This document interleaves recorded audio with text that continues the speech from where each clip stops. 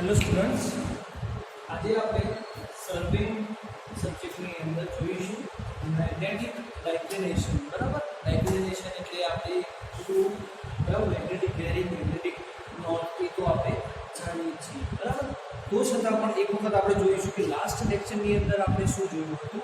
તો લાસ્ટ લેક્ચરની અંદર આપણે ઇક્વેશન જોયા હતા, જેવા કે ડબ્લ્યુસીબીની અંદરથી ક્યુબીમાં કઈ રીતે ફેરવવું અથવા તો ક્યુબીમાંથી ડબ્લ્યુસીબીની અંદર કઈ રીતે ફેરવવું. આવા અલગ અલગ ઇક્વેશન જે જોયા હતા એનો યુઝ આપણે એક્ઝામ્પલની અંદર કરવાના છીએ. સાથે સાથે આપણની પાસે બીજું પણ ઇક્વેશન આવશે, બરાબર, જેની અંદર આપણે મેગ્નેટિક ડાયક્લિનેશન ઇક્વેશન કહીશું. બરાબર, તો મેગ્નેટિક ડાયક્લિનેશન પહેલાં આપણે સમજી લઈશું, એના પછી આપણે ઇક્વેશન તરફ જઈશું. તો આની અંદર આપણે જોઈ રહ્યા છીએ કે બે અલગ અલગ આપણને ફિગર આપેલી છે. બરાબર, જેની અંદર નામ પણ લખેલા છે, જેવા કે ટ્રુ મેરિડિયન જે આપણે જોઈ રહ્યા છીએ. આ જે છે એ મેગ્નેટિક મેરિડિયન છે.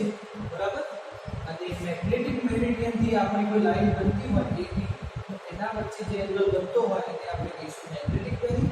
અને ટ્રુ મેરિડિયનથી કોઈ લાઈન બનતી હોય, ટ્રુ મેરિડિયનથી કોઈ લાઈન બનતી હોય ત્યાં જે એંગલ બનશે એને આપણે કહીશું ટ્રુ બેરિંગ. જે આ બધું મેં પહેલાં તમને આપણે જોયેલા છીએ, મેં તમને શીખવાડેલું છે. ફરીથી એક વખત જોઈ લો કે જ્યારે મેગ્નેટિક મેરિડિયનની સાથે કોઈ એંગલ બનતો હોય તો તે વખત આપણે શું કહીશું, એ એંગલને મેગ્નેટિક બેરિંગ કહીશું. અને જ્યારે ટ્રુ મેરિડિયન સાથે કોઈ એંગલ બનતો હોય તો એને આપણે ટ્રુ બેરિંગ કહીશું. ક્લિયર? આટલું તમને સમજમાં આવી ગયું છે. હવે આ જે એંગલ બની રહ્યો છે એ નોર્થથી ઈસ્ટ તરફ બની રહ્યો છે, એટલે કે થીટા ઈ લખેલો છે આની અંદર. જ્યારે આ જે એંગલ બની રહ્યો છે નોર્થથી વેસ્ટ તરફ બની રહ્યો છે. બરાબર, અહીંયા n અહીંયા w આવે છે, તો થીટા w લખેલો છે. બંને ફિગરમાં જે રીતે કે mm એટલે કે મેગ્નેટિક મેરિડિયન, બરાબર, tm એટલે કે ટ્રુ મેરિડિયન, એ શોર્ટમાં આપણે નામ લખેલા છે. ક્લિયર? અને આ મેગ્નેટિક બેરિંગ અહીંયા આપણે જોઈ શકીએ છીએ. ક્લિયર? હવે આ છે આપણી મેગ્નેટિક બેરિંગ. મેગ્નેટિક મેરિડિયનથી કોઈ લાઈન હોય તો મેગ્નેટિક બેરિંગ, અને ટ્રુ મેરિડિયનથી કોઈ લાઈન હોય તો એ ટ્રુ બેરિંગ થશે. બરાબર, પણ એની આપણે હાલ આવશ્યકતા નથી. હવે થિયરી તરફ જઈશું. ફિગર આપણે સમજી લીધી. તો થિયરીની અંદર આપણને એમ કહેવામાં આવ્યું છે કે પૃથ્વીની સપાટી પર આવેલા કોઈ સ્થાનના ટ્રુ મેરિડિયન એટલે કે ભૌગોલિક રેખાંશ, ટ્રુ મેરિડિયન આ જોઈ રહ્યા છીએ એ, અને મેગ્નેટિક મેરિડિયન વચ્ચે બનતા ખૂણાને આપણે મેગ્નેટિક ડાયક્લિનેશન કહીશું. બરાબર, સમજ પડી કઈ રીતે કહે છે આની અંદર કે ટ્રુ મેરિડિયન અને મેગ્નેટિક મેરિડિયન વચ્ચે જ્યારે કોઈ એંગલ બનતો હશે તો એને મેગ્નેટિક ડાયક્લિનેશન કહીશું. મેગ્નેટિક ડાયક્લિનેશન એટલા માટે કહેવામાં આવે છે કે જ્યારે આપણે એપ્રોક્સિમેટલી વાત કરીએ કે આપણે નોર્થ ડાયરેક્શન કઈ બાજુ છે તો રેન્ડમલી આપણે આમ અથવા તો જે પણ ડાયરેક્શન હોય તે બતાવીએ છીએ. પરંતુ જ્યારે કંપાસનો ઉપયોગ કરીશું અને પ્રોપર આપણને જ્યારે ડાયરેક્શન મળશે એ થશે આપણી મેગ્નેટિક મેરિડિયન. બરાબર, જે પ્રોપર આપણને મળશે તે. તો આપણે જે રેન્ડમલી બતાવી છે એ અને આપણને કંપાસ દ્વારા મળે છે એ, તો એ બે વચ્ચે જે એંગલ હશે એને કહીશું આપણે મેગ્નેટિક ડાયક્લિનેશન. કે મેગ્નેટિક કંપાસનો ઉપયોગ કર્યો છે અને ડાયક્લિનેશન આપણે આને આ રીતે કહી શકીશું. ક્લિયર? તો ડાયક્લિનેશનને આપણે ગુજરાતીમાં દિક્પાત કોણ કહીશું. તો તમને સમજ પડી ગઈ હશે કે મેગ્નેટિક ડાયક્લિનેશન કોને કહે છે. તો મેગ્નેટિક મેરિડિયન અને ટ્રુ મેરિડિયન વચ્ચે જે એંગલ બને છે, બરાબર, આ એંગલ બને છે આપણો ઈસ્ટ ડાયરેક્શનમાં, એટલે ડાયક્લિનેશન આપણું ઈસ્ટ લખેલું છે. બરાબર, આ જે એંગલ બની રહ્યો છે એ વેસ્ટ ડાયરેક્શનમાં બની રહ્યો છે, એટલે કે ડાયક્લિનેશન આપણે વેસ્ટ ડાયરેક્શનમાં લખેલું છે. ક્લિયર?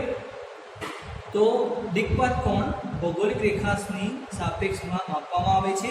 પૃથ્વીની જે સપાટી હોય છે ત્યાં જુદા જુદા સ્થળે આપણને દિક્પાત કોણનું મૂલ્ય જુદું જુદું મળતું હોય છે.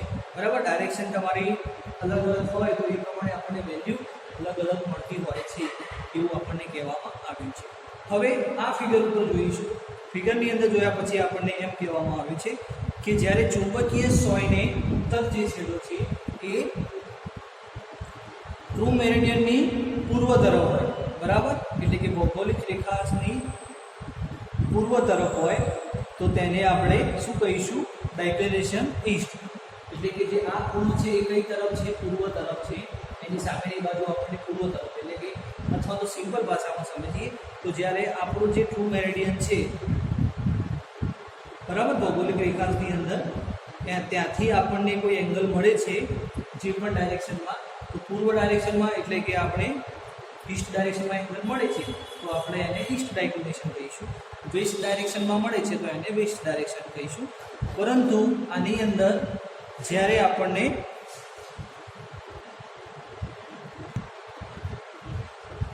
તો હવે આપણે આગળ જોઈશું, એટલે કે તમને આઈ થિંક ખબર પડી ગઈ, જ્યારે વેસ્ટ ડાયરેક્શનમાં એંગલ બને તો તેને આપણે શું કહીશું? વેસ્ટ ડાયક્લિનેશન અથવા ડાયક્લિનેશન વેસ્ટ કહીશું. અને જ્યારે ઈસ્ટ ડાયરેક્શનમાં બનશે તો એને ઈસ્ટ ડાયક્લિનેશન કહીશું. ક્લિયર? હવે આપણને ઇક્વેશન આપેલા છે આના ઉપરથી, તો ઇક્વેશન જોઈશું આપણે. હવે આપણે ઇક્વેશન જોઈશું, બરાબર. ઇક્વેશનની અંદર આપણને એમ કહેવામાં આવે છે કે જ્યારે આપણે ટ્રુ બેરિંગ ફાઇન્ડ કરવી હોય, બરાબર, તો ટ્રુ બેરિંગ ઓફ લાઇન માટે ઇક્વેશન છે magnetic bearing plus or minus magnetic declination, બરાબર. આ છે આપણું ઇક્વેશન ટ્રુ બેરિંગ માટે, બરાબર. તો magnetic bearing plus or minus magnetic declination. Clear? હવે magnetic declination plus or minus જે સાઇન આપેલું છે તો પ્લસ ક્યારે લેવું અને માઇનસ ક્યારે લેવું એ સૌપ્રથમ જોવાનું રહેશે. તો પ્લસ માટે અહીં આપણે લખેલું છે કે if declination is toward east use plus sign, બરાબર.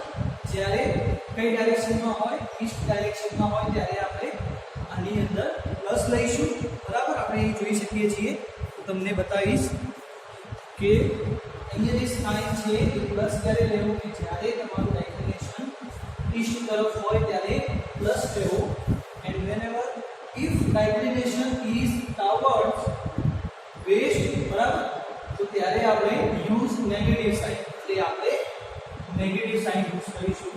કંઈ વધારે એવું નથી, ખાલી સિમ્પલ જ ઘટના છે કે જ્યારે આપણું સાઇન ઈસ્ટ તરફ હશે એટલે પ્લસ સાઇન, વેસ્ટ તરફ હશે એટલે માઇનસ સાઇન. અને બીજી વસ્તુ ઇક્વેશન છે આપણી પાસે કે true bearing is equal to magnetic bearing, બરાબર, magnetic bearing plus or minus declination. એટલે કે જ્યારે આપણે એંગલ જોઈએ છે કયો, આપણે એ નામ આપી દઈએ O A B સુધી પહોંચવું હોય, બરાબર, એટલે કે ટ્રુ બેરિંગ સુધીની વાત કરી છે.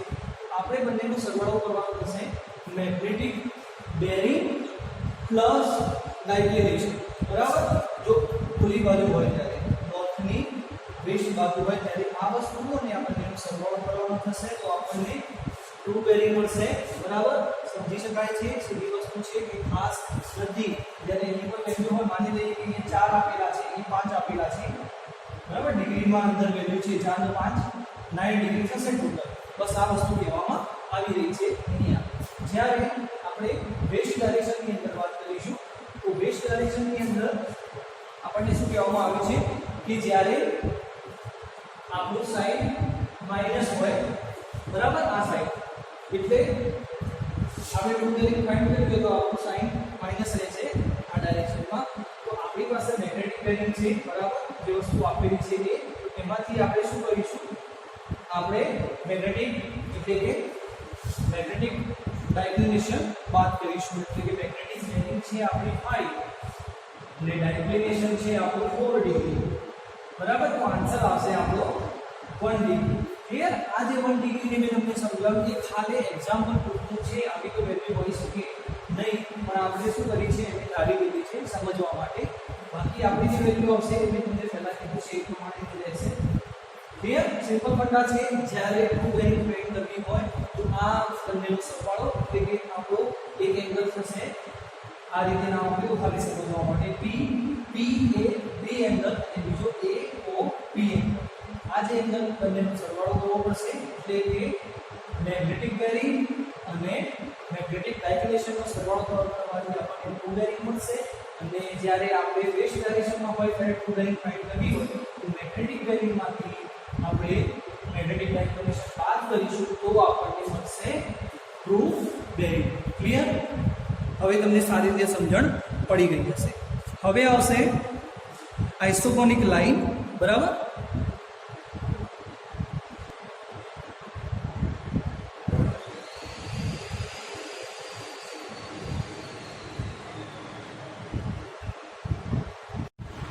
હવે આપણે જોઈશું આઇસોગોનિક લાઈન. આઇસોગોનિક લાઈનને આપણે ગુજરાતીમાં સમદિક રેખાઓ તરીકે ઓળખતા હોઈએ છીએ. તો આઇસોગોનિક લાઈન કોને કહે છે? તો એ માટે આપણે ડેફિનેશન જોઈશું કે પૃથ્વીની સપાટી પર આવેલા એક સરખા દિક્પાત કોણવાળા બિંદુઓને જોડતી કાલ્પનિક રેખાને આપણે આઇસોગોનિક લાઈન કહીશું. એટલે કે એક સરખા દિક્પાત કોણ ડાયક્લિનેશન વાળા જે બિંદુ હોય, માની લઈએ કે ડાયક્લિનેશન આપણે આ રીતે સમજવાની કોશિશ કરીશું, ઓનલી ફોર સમજવા માટે, બરાબર. તો એક સરખા ડાયક્લિનેશન વાળા એટલે કે આપણે હાઈટ પ્રમાણે સમજીએ તો એક પ્રમાણેની ડાયક્લિનેશન હોય આ રીતે, બરાબર. તો એ જે પોઈન્ટ મળશે આપણને 1 2 3 4 5 6 7 8, તો જે 1 5 6 7 8 જે છે આ જે પોઈન્ટ આપણને મળશે એને કહીશું, જે પોઈન્ટ મળશે એ પોઈન્ટને આપણે જ્યારે જોડીશું તો એ લાઈનને કહીશું આપણે આઇસોગોનિક લાઈન. એટલે કે પૃથ્વીની સપાટી પર આવેલા એક સરખા દિક્પાત કોણવાળા બિંદુઓને જોડતી કાલ્પનિક રેખાને, બરોબર, કાલ્પનિક લાઈન જ છે, રેખાને આપણે શું કહીશું? આઇસોગોનિક લાઈન. હવે આઇસોગોનિક લાઈન જે છે એમાં એમ કહેવામાં આવ્યું છે કે પૃથ્વીને જે ગુરુત્વાકર્ષણ બળ છે અથવા તો ચુંબકીય તત્વ છે એ પ્રમાણે એને અનિયમિત પ્રમાણે વહેંચેલ છે. તેથી આપણું જે આઇસોગોનિક લાઈન છે એ કમ્પ્લીટ ગ્રેટ સર્કલ નથી, પૃથ્વીની પ્રમાણે કમ્પ્લીટ ગ્રેટ સર્કલ નથી. તેથી જ્યારે ઉત્તર ધ્રુવ ક્ષેત્રમાંથી નીકળતી અને અનિયમિત માર્ગમાંથી પ્રસાર થતી લાઈન આપણી દક્ષિણ ધ્રુવ સુધી જ પહોંચી શકે છે. એટલે કે નોર્થ ડાયરેક્શનમાંથી જો લાઈન નીકળતી હોય તો એ લાઈન આપણી સાઉથ સુધી પહોંચી શકે છે. આખી આપણી ગ્રેટ સર્કલ નથી, એટલી છે હાફ જ છે, હાફ પણ ના કહી શકાય. આપણને ખાલી એમ જ કહેવામાં આવે છે કે નોર્થમાંથી સ્ટાર્ટ થશે અને આપણે સાઉથમાં કમ્પ્લીટ થઈ જાય એવી અનિયમિત શેપવાળી લાઈનને આપણે શું કહેતા હોઈએ છીએ? આઇસોગોનિક લાઈન, બરાબર. આપણને એ પ્રમાણે પેટર્ન આપી છે. અને રેખાઓના ચુંબક તત્વ એટલે કે મેગ્નેટિક મેરિડિયન અને ટ્રુ મેરિડિયન એકબીજાને સમાંતર એકાકાર હોતા નથી. મેગ્નેટિક મેરિડિયન અને ટ્રુ મેરિડિયન એકબીજાને સમાંતર અને સરખા હોતા નથી, બરાબર. એ તો આપણે જાણીએ છીએ. ક્લિયર? એ લાઈન આપણને આઇસોગોનિક લાઈનની અંદર સમજાવવામાં આવ્યું છે. પછી આવશે એગોનિક લાઈન.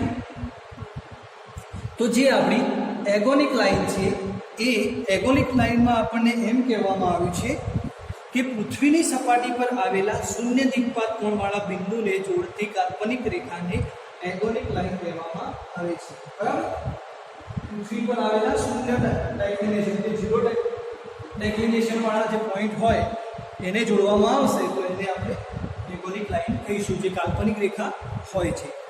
આ રેખાના ચુંબકીય રેખાંશ અને ભૌગોલિક રેખાંશ એકબીજાને એકાકાર હોય છે, બરાબર. એટલે સિમ્પલ વસ્તુ છે કે આ બંને લાઈન જોડે હશે, બરાબર. એપ્રોક્સિમેટ એટલે કે આપણને ધારવાનું છે કે આ બંને લાઈન જોડે હશે તો એનું ડાયક્લિનેશન 0 થશે, બરાબર. અહીંયા આપણે 5 માની લઈએ, આ અહીંથી 5 છે, 5 ડિગ્રી અથવા તો 45 ડિગ્રી છે, પણ બંને લાઈન જોડે હશે તો ડાયક્લિનેશન કેટલું થશે? એનું 0 છે, એ સ્વાભાવિક છે, બરાબર. જ્યારે આ બંને લાઈનનું ડાયક્લિનેશન અલગ અલગ રહેશે. ક્લિયર? બંને લાઈન એકાકાર નહીં, એ આપણને આમાં સમજાવવાનું જોવા મળે છે. હવે આવશે ડીપ ઓફ મેગ્નેટિક નીડલ. હવે આપણે જોઈશું ડીપ ઓફ મેગ્નેટિક નીડલ એટલે કે ચુંબકીય સોયનો નમન કોણ. તો અહીંયા આપણે જોઈ શકીએ કે જ્યારે આપણે ચુંબકીય સોયનો જે લટકાવવામાં આવે, બરાબર, તો આપણે એમ સમજીએ કે પાસની અંદર હોય છે તો જે લટકાવવામાં આવે તો આ રીતે બેલેન્સિંગ હોય છે, એ રીતે કે હોરિઝોન્ટલ લાઈન આપણે જોઈ શકીએ છીએ, બરાબર. અને આ સિમ્પલ નીડલ આપણે જોઈ શકીએ છીએ, બરાબર. જે સિમ્પલ નીડલની વાત કરીએ છીએ ફિગર નંબર A ની અંદર. હવે ફિગર નંબર B ની અંદર વાત કરીએ તો આ જે છે મેગ્નેટિક અથવા તો મેગ્નેટાઇઝ નીડલ છે, જેની અંદર નમન કોણ એટલે કે આપણને શું જોવા મળે છે?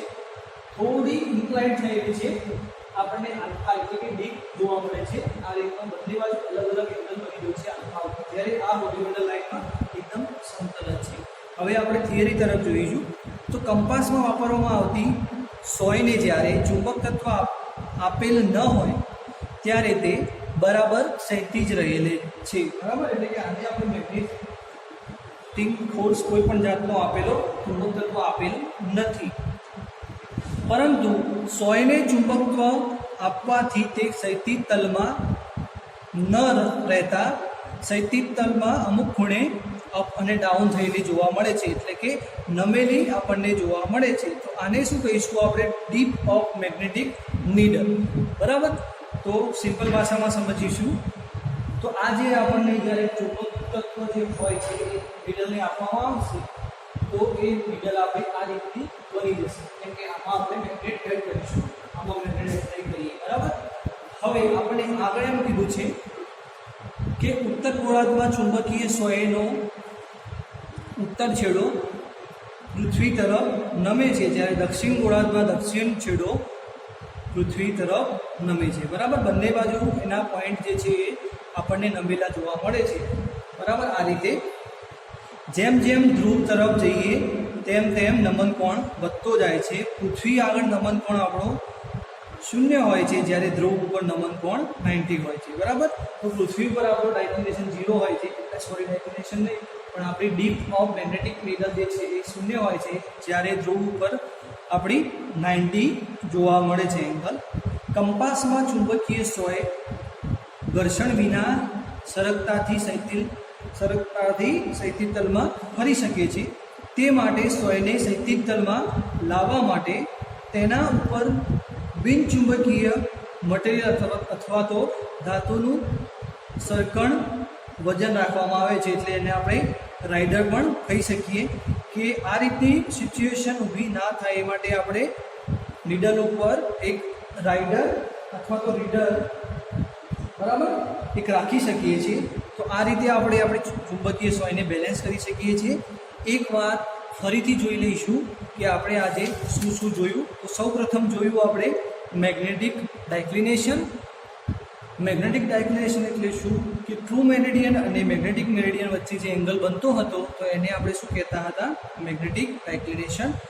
જો ઉત્તર દિશા એટલે કે વેસ્ટ ડાયરેક્શનમાં બનતો હોય તો ડાયક્લિનેશન વેસ્ટ, અને ઈસ્ટ ડાયરેક્શનમાં બનતો હોય તો ડાયક્લિનેશન ઈસ્ટ. બરાબર, એના માટેની ઇક્વેશન પણ જોયા.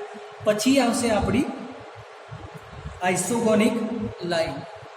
બરાબર, આઇસોગોનિક લાઈન કોને કહીશું? કે પૃથ્વીના સપાટી પર આવેલી અથવા તો આવેલા એક સરખા દિગ્પાત કોણવાળા બિંદુઓને જ્યારે જોડવામાં આવશે ત્યારે જે લાઈન બનશે એને આપણે કહીશું આઇસોગોનિક લાઈન, એટલે કે સમદિગ રેખાઓ. બરાબર, જે કાલ્પનિક રેખા હોય છે. પછી આપણે જોયું એગોનિક લાઈન. તો એગોનિક લાઈનની અંદર આપણને એ જાણવા મળ્યું કે જેનું ડાયક્લિનેશન 0 હોય. બરાબર, જેનું ડાયક્લિનેશન 0 હોય એ ડાયક્લિનેશનવાળી રેખાઓને જ્યારે જોડીશું તો જે આપણને મળશે એ લાઈનને આપણે અકોણીય અથવા તો એગોનિક લાઈન તરીકે ઓળખીશું. લાસ્ટમાં આપણે જોયું કે ડીપ ઓફ મેગ્નેટિક નીડલ. તો એની અંદર જ્યારે ચુંબક તત્વ આપેલ ન હોય ત્યારે હોરિઝોન્ટલ રહે છે આપણી નીડલ, અને જ્યારે ચુંબક તત્વ આપવામાં આવે છે ત્યારે એ અપ અને ડાઉનના રીતે જોવા મળે છે. પૃથ્વી પર એ 0 એટલે કે એનું જે ડાયક્લિનેશન નમન કોણ જે છે એ 0 હોય છે, જ્યારે ધ્રુવ ઉપર એનું 90 હોય છે. અને કંપાસ ઉપર કોઈ પણ જાતનું ફ્રિક્શન લાગ્યા વગર એને ફરવા માટે સોય ઉપર આપણે રીડર લગાવતા હોઈએ છીએ. બરાબર, તો આજના લેક્ચરમાં આપણે એ સુધી રાખીશું. નેક્સ્ટ લેક્ચરની અંદર આપણે ન્યૂ ટોપિક ચાલુ કરીશું. તો આ જરા એક વાત તમે લોકો જોઈ લો, ડીપ મેગ્નેટિક નીડલ. અને તમારે મને આની મેગ્નેટિક નીડલનો સ્કેચ અને મેગ્નેટિક ડાયક્લિનેશનના જે પણ 2 સ્કેચ હતા એ દોરી અને પિક મોકલવાનો રહેશે. ક્લિયર? એ થશે તમારું હોમવર્ક અને એટેન્ડન્સ. તો જરા આ જે ફિગર છે જોઈ લો. બરાબર, જ્યારે હોરિઝોન્ટલ અંદર મેગ્નેટિક ફોર્સ આપવામાં ના આવ્યો હોય ત્યારે અને આપવામાં આવેલો હોય ત્યારે.